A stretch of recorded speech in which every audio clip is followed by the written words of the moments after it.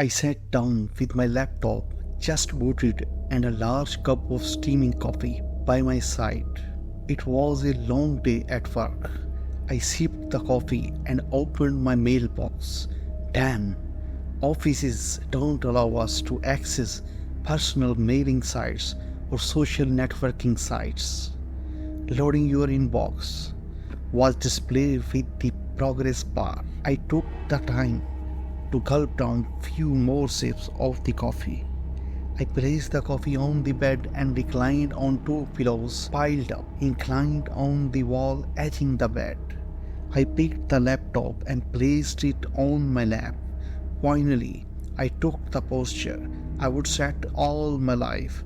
I focused on the mailbox. The first mail was, as usual, a spam marked as important by the site. That's coded by top clean intelligent developers and tested by amazing testers of the world. I reported it as spam and returned to my inbox. I read the second email and I froze. What the hell? I shouted, unable to contain the shock. My eyes widened and jaw dropped open. The coffee mug near me felt the vibration. I felt within and toppled on the bed, leaving the coffee flow free all over the bed. I had horrible thing to tackle, and the coffee stains or the spoiled bed didn't matter much to me, at least at that time. This mail was from Pia, a name I had heard very often. I read it again, aloud to make sure if what I read was what actually was written in there. I died in the room you are in now. I hung myself from the fan that's circulating right above your head. I started sweating before I read further. I looked up at the fan and could visualize a female hanging from it, like in the movies, tongue stuck out of the mouth, eyeballs falling out of the face, attached to something inside the eye hole of the skull with a thin layer of flesh, pink flesh, which could break any moment. I was terrified. I did not want to read further, but the next line threatened me to read. If you don't read this fully, I will break open your throat and take out your intestines, digging in through the broken throat. I loved this room. This room was all I had. My world, my house. I had cried here, laughed here, played here, and slept here. I had even felt the deepest of my love. My Chris had threw his deep piece on the bed you are sitting on now, right here. I looked around to ensure there was no one. I moved a little and gave a second thought about continuing to read. I felt a lump in my throat and suddenly started coughing continuously. I reached the bedside table with my right arm extended and caught the bottle. I opened it in a hurry as the non-stop cough did not let me concentrate on anything. I lifted the bottle in the air and tilted it to drink water. I drank just the air that filled it. It was empty and dry. I had never had my beside bottle empty. I made it a point to fill it every morning before leaving for the office and every night before going to bed. The fear in me took a new dimension. I started believing the mail.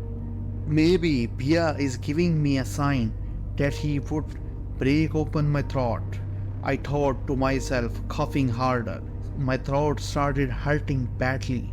I laid my eyes on the mail and started reading. I want to live here one more time, at least for a day. I want to sit at my table and read my favorite book. Good, you still have my book collection safe. I want to read Nicholas Sparks, A Walk to Remember. I love that book.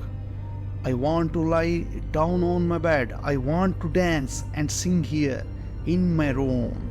I want to feel the same security and privacy this room gave me, the warmth this room wrapped me with.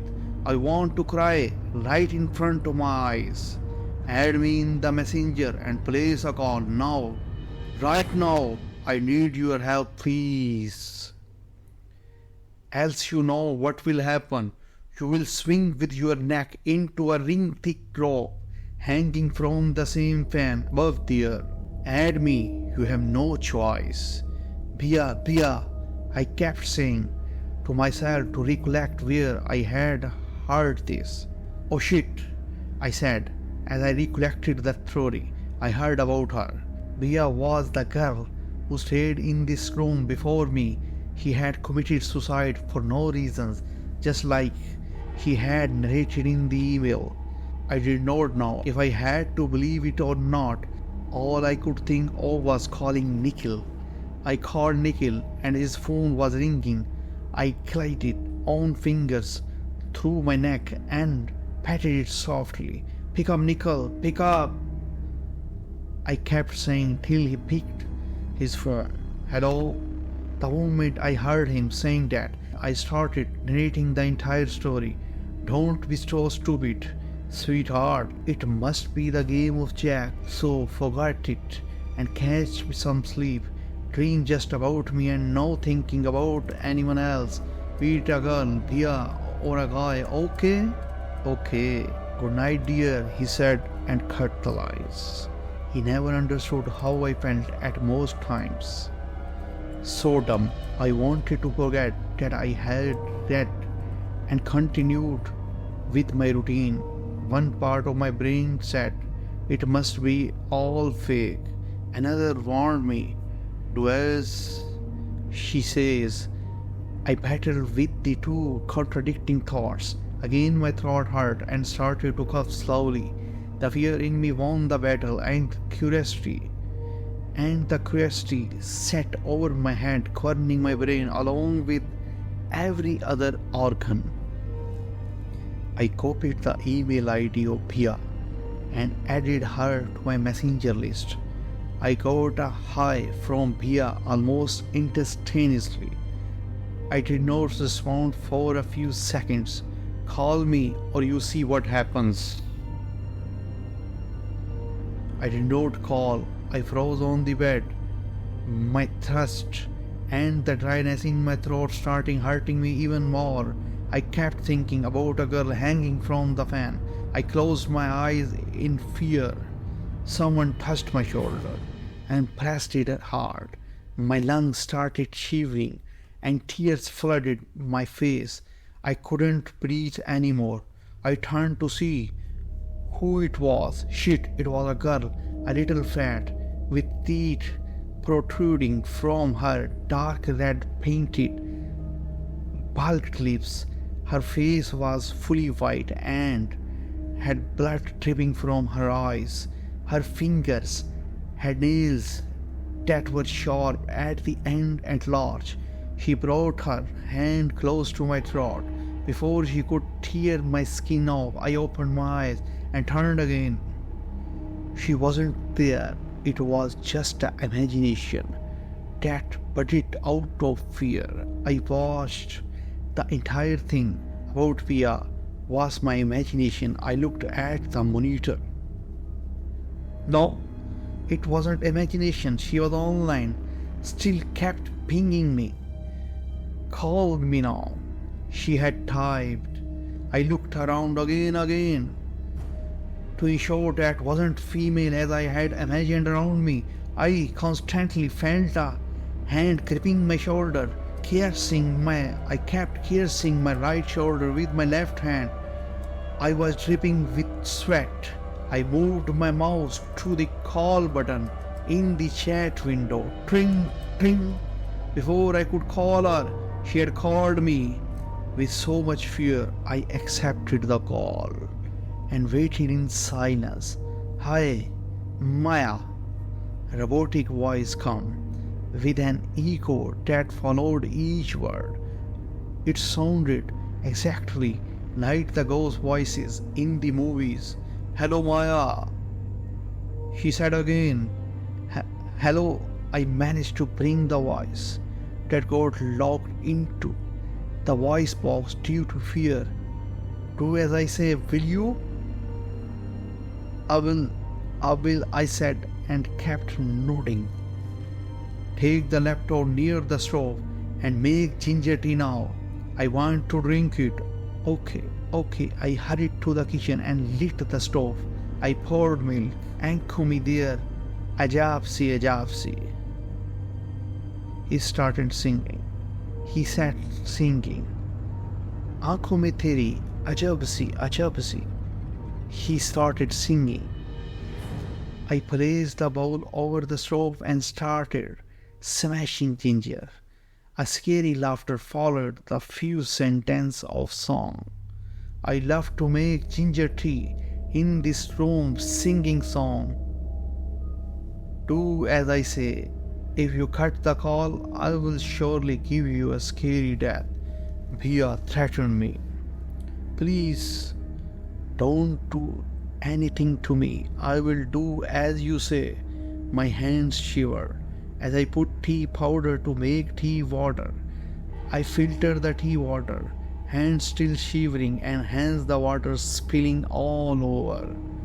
Don't you dare spoil my kitchen. Keep it clean. I rushed to pick my clean towel and in a hurry pushed a few vessels on the floor. I looked at the laptop and carefully placed the vessel back in place without making even a little noise. Is the tea ready? Pia asked. Yes. I placed the teacup in front of her. I mean the laptop. Take me to the bed and bring the tea there, she commanded. I picked the laptop and placed it on the bed.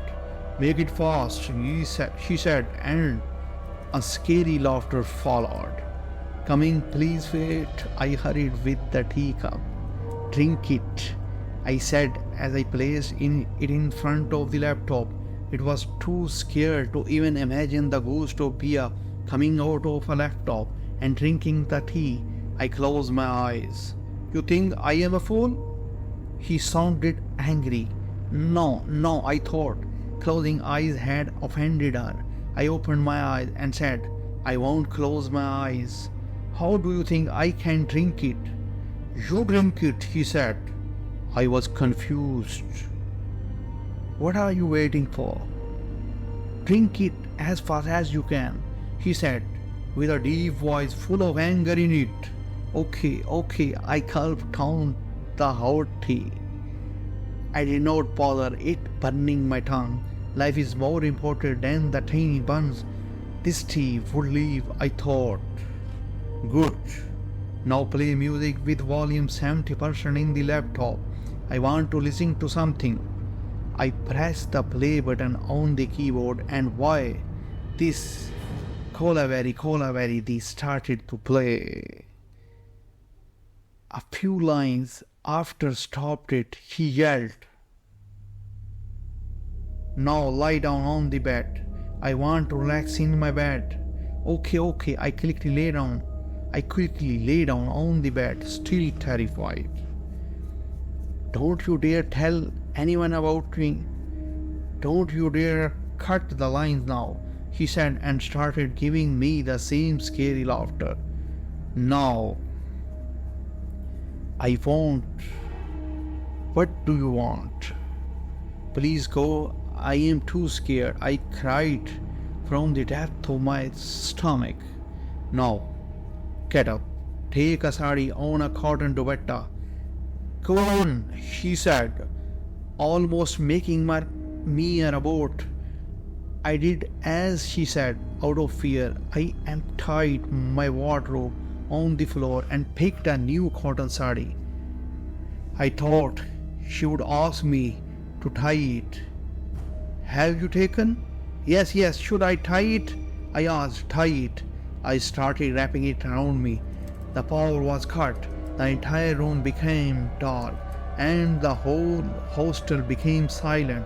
It was already 10:15 in the night. I was staying in a room in our university hostel. The sudden darks and silence intensified my fear. I kept rolling into the sari. To the fan, she said. To the fan, she said. I was stunned. Why to the fan? I asked myself, but did not have the guts to ask Bia. I unwrapped myself of the sari and ran to switch off the fan. I quickly pulled a stool and stood on it to tie it to the fan. Tie it like I tied when I hung myself. If you don't do it or cut the lines, I will come there to kill you, Bia said. I was confused, but my fear switched off my brain. I trembling, sweating, and feeling weak from within. My laptop chimed. I notified me that there was just 7% charge. I did not know what to do. I ran around the room to find the power cable. She was humming a song and I could hear it from anywhere in the room. I finally found that cable. I ran the laptop, plugged it to the plug point. Damn, there was no power. I had forgotten that. My laptop was about to get switched off, but the power resumed. I gasped. I felt life in myself. Only then. She was still humming the song sternly. She stopped singing. Is it ready? Yes, I said. Pull it and see if it is strong. Pull it and see if it is strong. It should bear my weight. The moment she said that, the picture of the girl hanging from here come back to my mind. Is it ready? A stronger and louder voice asked. Yes, it is. I pulled it and said, put your head into the hole of the sari rope. I did that. Now fasten the sari around your neck and make it tight. I did that. Now push the chair under your leg. I pushed and sari clogged my throat. I wasn't able to breathe. My throat hurt badly. I tried to undo the knot, but it was too tight. I kept pulling the sari rope that was tied on my neck, but I couldn't. It was completely helpless. I started losing consciousness. It started becoming all dark.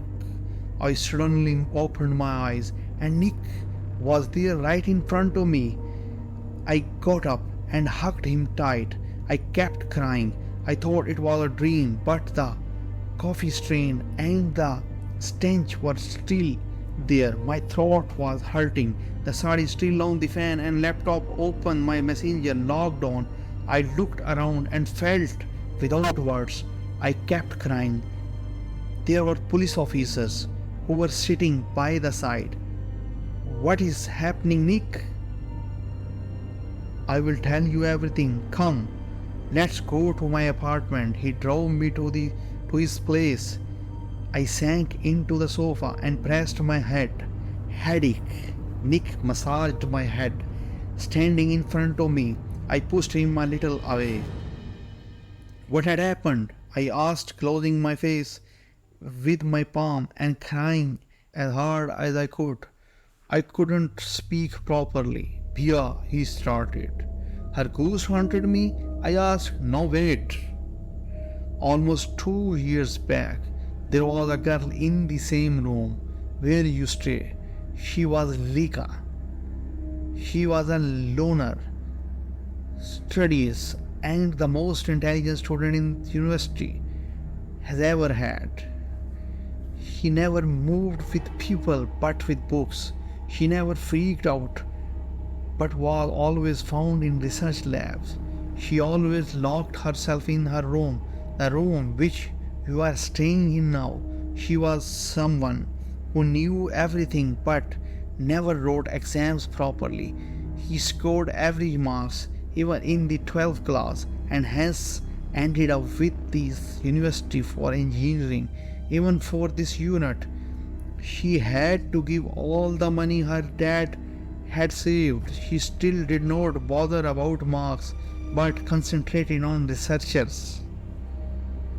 She had an arrears and failed to pay the fees for a semester.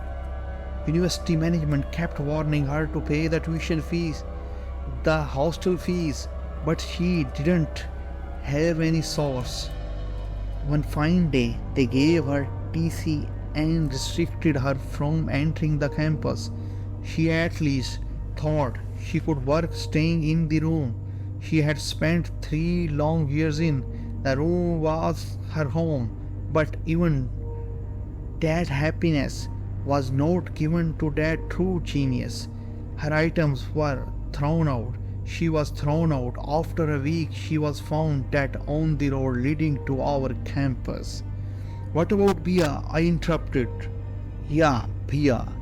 She was given Lekha's room after her, exactly a month after she took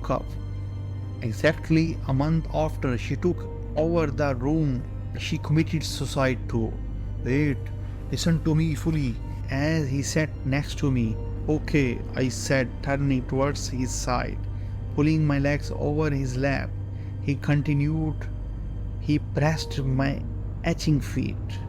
Bia failed in 3 subjects that semester. Also, she was addicted to drugs. The reports clearly said she had drugs before she hung herself. The file was closed with the conclusion that she had drugs and was depressed about the result. Hence, she hung herself. Now you come to her room exactly 1 month before. Today you tried to commit suicide, he said. No, I didn't. Bia threatened me too. Bia's ghost, I cried. Ghost? Do you believe in all that, Maya? He said as he pushed my legs down in frustration. It was not Bia, but Lekha, who had tried to kill you. She was the one who killed Bia too. Now, isn't Lekha dead?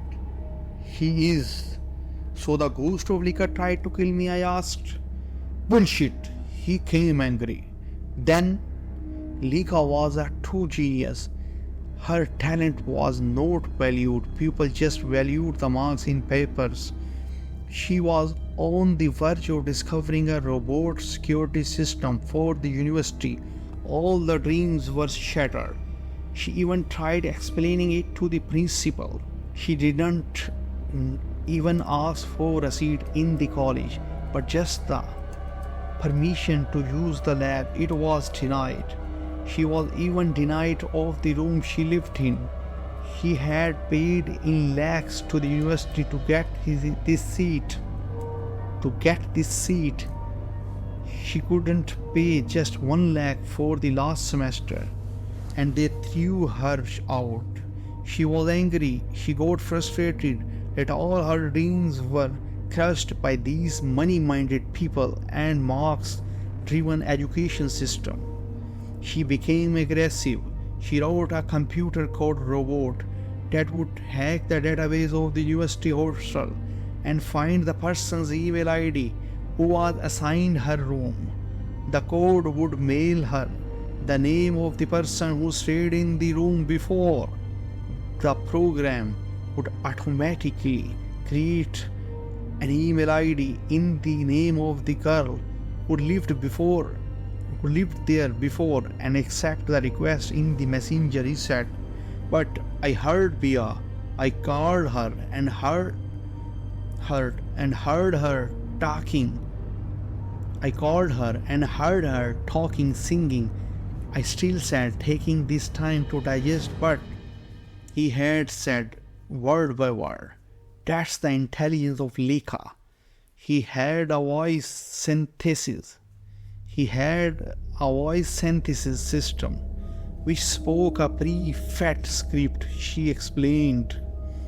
But I spoke to her and he spoke back in sync. As he said, even my throat hurt and I had a continuous cough. I said, that's human psychology. When we bear something, we try to believe it and we relate everything that happens coincidentally with it. Even most fraudulent astrologers work with this as the key. If they say wear green to prevent any big problem, you wear green.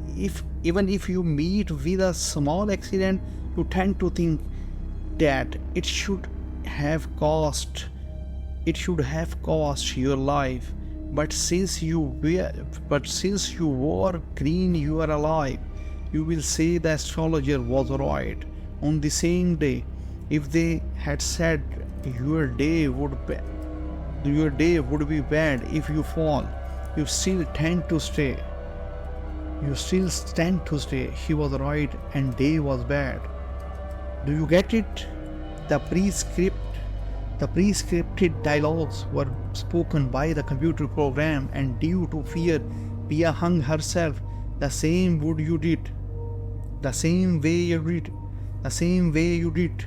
Thank God you called me. I thought I will come to be with you, but then I almost died seeing you hung on the fan. I immediately called the doctor. I saw the laptop open but shut down.